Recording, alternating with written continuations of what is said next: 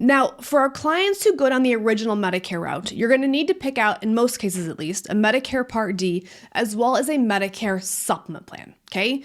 So Medicare Part D, because it only covers medications, there's a few things we want to ask our client about. One, where do you live? Because different zip codes, different counties have different plans. Number two, what are your medications? Number three, what's your pharmacy? And number four, are you using any coupons or have you had any special approvals when it comes to your medications that could impact our research, okay?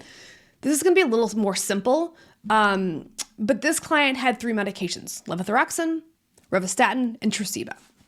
The first 2 are very generics, $0 cost medications in most cases. That's completely fine. But the trip up with this client was Tresiba. And this can happen with many different medications. So in this example, the client was currently on a plan called WellCare Value Script.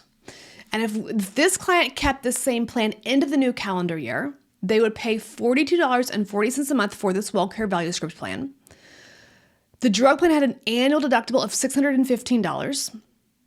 And this client would pay for those 3 medications $9,162.24 at the preferred pharmacy, which is CVS. Now, that's a lot of money, okay?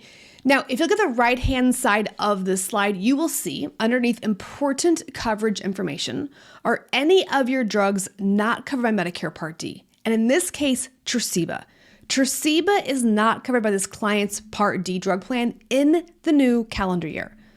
So in order to have this medication covered, they will have to pay for it out of pocket, right? Medicare does have a $2,100 medication cap, at least for 2026. But if your drug is not covered on that plan formulary, the cap gives you absolutely no benefit. So this client would pay a lot of money if they stayed on their current WellCare Value Script plan. So as part of our research, we said, well, are there other options? Are there other plans that would cover all these medications at a much lower cost? And the answer is yes, Humana. Humana covers the plan and all the medications when it comes to this client. But here's the kicker. The monthly plan premium is $173.60 a month. That is a lot of money, right? There's a lot more than the $42 back here, okay? It's an extra $130 a month. But because this higher premium plan covers all the medications, the total cost for the entire calendar year for those same 3 medications is about $7,000 less for the entire calendar year.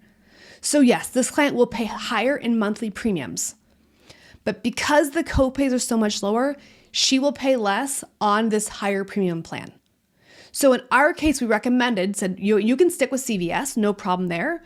But we do recommend that you go to Humana Premier RX plan because it will save you money for your given medications. This client was happy to make the change for $7,000. They understood the trade-off of higher premiums but lower costs. So again, when it comes to Part D drug plans, it is not just about the premiums. It is about the lowest total cost for your given medications.